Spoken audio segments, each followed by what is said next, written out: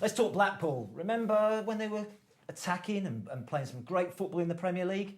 What's happened to them this season? It's gone sour. Carl Oyston's getting all sorts of stick. They're throwing tennis balls at him on the pitch.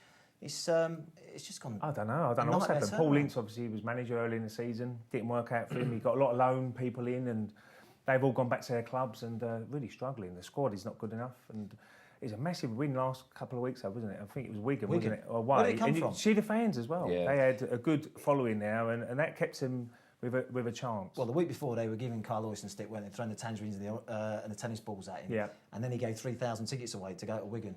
Made a difference, didn't it? I mean, those Blackpool fans, you've got to feel sorry for them because I choose my words very carefully.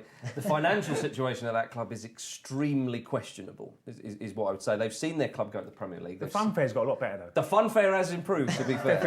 You know, and if that's not what football's about, I don't know what is. Yeah, exactly.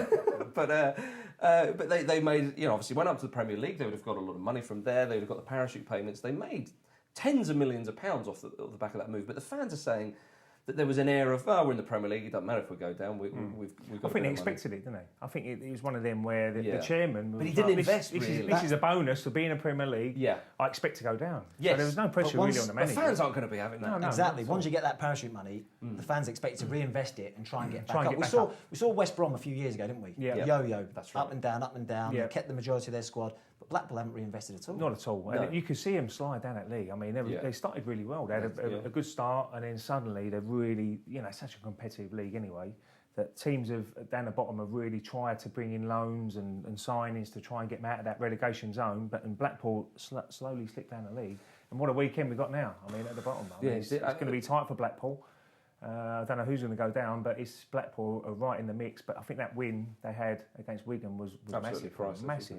Yeah, I mean, I'll go back to the fans. I think that when the main man Oyston, that club, loses. There's reports that he's pocketed a big old sum of money, and there's no investment. The training ground hasn't changed since the days of Sir Stanley Matthews.